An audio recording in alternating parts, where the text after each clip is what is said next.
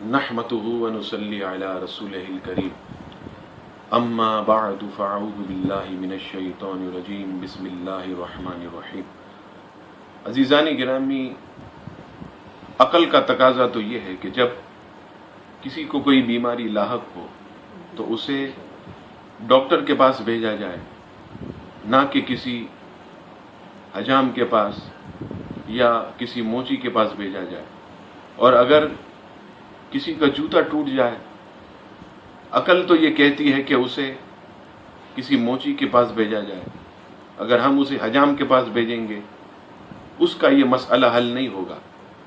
ہر چیز میں تو ہم عقل استعمال کرتے ہیں، لیکن جب بات شریعت کی آتی ہے اور جب کوئی شرعی مسئلہ لاحق ہوتا ہے تو ہم کسی بھی ایرے غیر آدمی جن کے نہ چہرے پر داڑھی ہوتی ہے نہ جن کے پاس کوئی مذہبی حلیہ ہوتا ہے، ہم فوراً جو ہے اسے عالم سمجھ کر، مولوی سمجھ کر اس سے شرعی مسئلہ پوچھتے ہیں۔ حالانکہ شرعی مسئلہ یہ صرف اور صرف ایک مستند عالم دین سے پوچھنا چاہیے۔ اور اب تو حال اتنا برا ہو گیا کہ ہمارے میڈیا پر کئی ایسے لوگ کہ جنہوں نے نہ کسی مدرسے اور دارالعلوم کی شکل دیکھی، نہ کبھی مروجہ درس نظامی کی کوئی ایک کتاب بھی پڑھی ہو، نہ کسی استاذ کے سامنے وہ بیٹھے ہوں، ان سے مسائل پوچھتے ہیں۔ انہیں اس بات کی کوئی خبر نہیں ہوتی، اور جب ان سے کوئی مسئلہ پوچھا جائے تو وہ اپنی عزت کو بچانے کے لیے آپ جانتے ہیں کہ غلط مسائل بیان کر دیتے ہیں۔ ایسی صورتحال میں اب تو بات یہاں تک پہنچ گئی کہ ہمارے تجزیہ کار بھی جو ہے اسلامی مسائل پر گفتگو کرنے لگے ہیں، وہ بھی قرآن و حدیث پر گفتگو کرنے لگے ہیں۔ ان تجزیہ کاروں میں ایک نام جو حسن نثار صاحب کا، حسن نثار صاحب یوں سمجھ لیجئے کہ وہ اپنے سوا کسی کو زیادہ لائق ہی نہیں کرتے، سب سے زیادہ اپنے آپ کو عقل مند اور دانش مند سمجھتے ہیں۔ ہمیشہ ان کی بھرپور کوشش ہوتی ہے کہ تنقید برائے تنقید سے کام لیا جائے۔ سامنے والا کوئی بات کرے تو اس کے اگینسٹ میں نے بات کر کے اپنے آپ کو جو ہے وہ اونچا رکھنا ہے۔ عزیزان گرامی، آپ میڈیا پر دیکھیں تو کئی ایسی چیزیں حسن نثار صاحب کی کہ ہمیں افسوس ہوتا ہے کہ معاذ اللہ ایک جگہ پر کہنے لگے یہ صحابہ کرام ان کا تو کام ہی لڑنا، میں تو صرف رسول اللہ صلی اللہ علیہ وسلم کی سیرت کو مانتا ہوں۔ حسن نثار صاحب، یہ دین اسلام یہ صحابہ کرام کے صدقے ہمیں پہنچا، صحابہ کرام کی کوششوں سے آج اسلام ہمارے پاس صحیح سلامت ہے۔ اگر آپ معاذ اللہ صحابہ کا انکار کر دیں گے تو یاد رکھیے گا آپ نے ان کا یوں سمجھ لیجئے کہ احسان فراموش ہو گئے جو انہوں نے کوششیں کی اور ہم تک جو اسلام پہنچا یہ صحابہ کرام کا احسان ہے۔ نبی پاک صلی اللہ تعالی علیہ وسلم نے صحابہ کرام کی ایسی جماعت تیار کی کہ جنہوں نے اخلاص کے ساتھ اور بالکل دیانتداری کے ساتھ من و ان شریعت کو پوری دنیا میں پہنچایا اور پھیلایا۔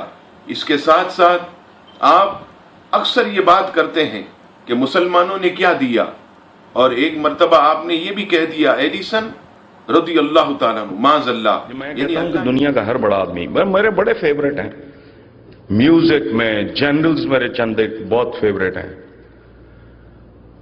پوئٹس میرے بہت، پروز رائٹرز میرے بہت فیوریٹ ہیں۔ میں ایڈیسن رضی اللہ تعالیٰ عنہ، میں last time when I was here میں باقاعدہ ہاتھ باندھ کے فورڈ کی تصویر کے ساتھ کھڑا ہوا ہے۔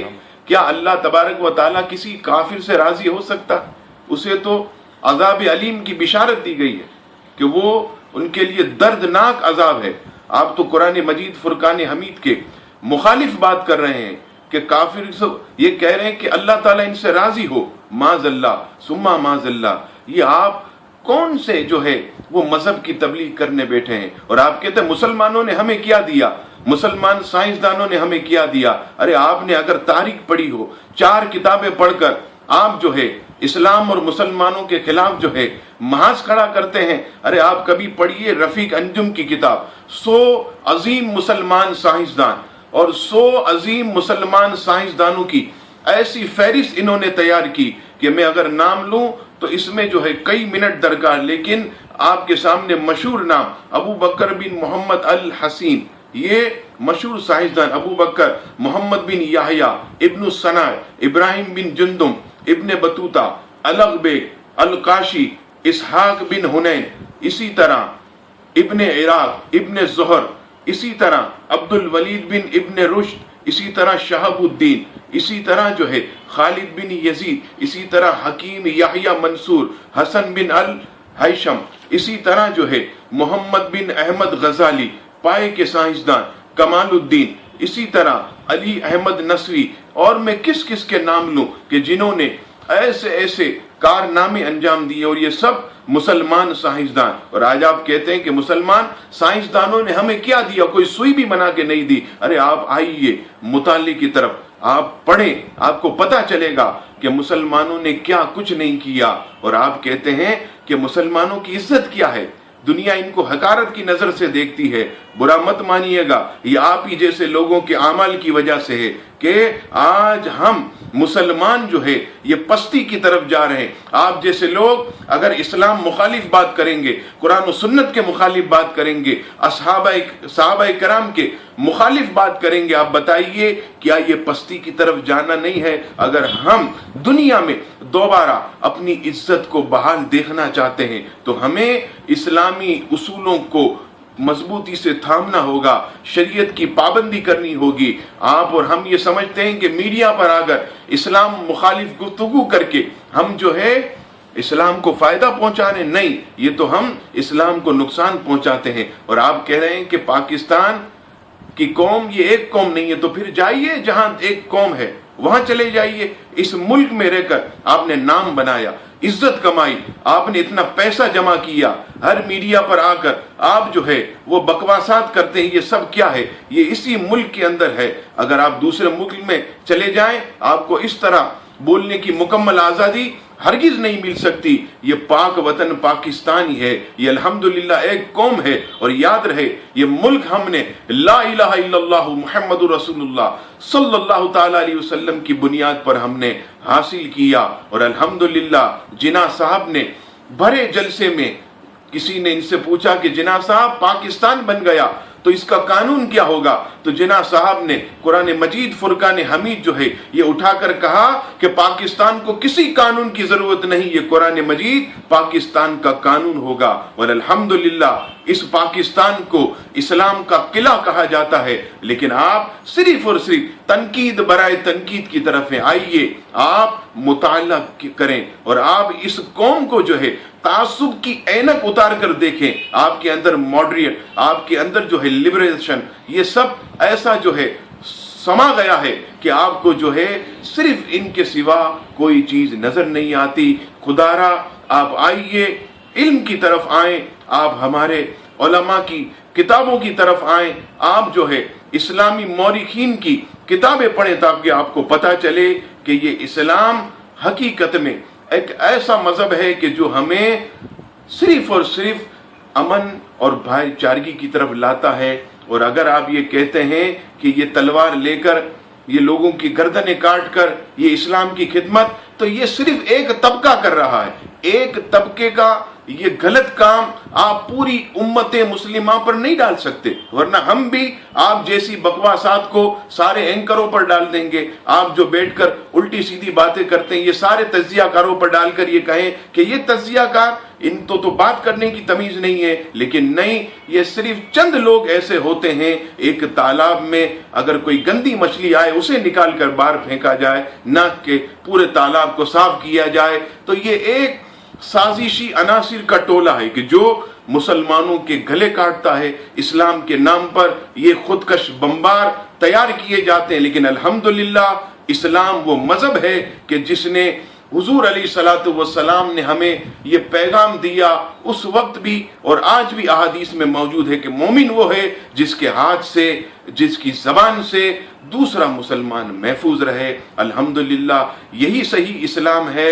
आप अपने आप को सुधारें और खुदारा अगर आप दीन के बारे में मालूमात नहीं रखते तो आपकी इत्तला के लिए अर्ज है कि आप बिल्कुल दीनी मसाइल पर कलाम ना करें, साहबा कराम का नाम ना ले, हुजूर अलैहि सलाम का नाम ना ले, आप अपनी फील्ड के मुताबिक बात करें और आप तनकीद बराए तनकीद से निकल कर आइए, तनकीद बराए इस्लाह की तरफ आइए। आपको हमने अक्सर देखा आप तनकीदें तो करते हैं लेकिन उसका कोई सॉल्यूशन, कोई उसका हल पेश नहीं करते। आखिर क्या बात है?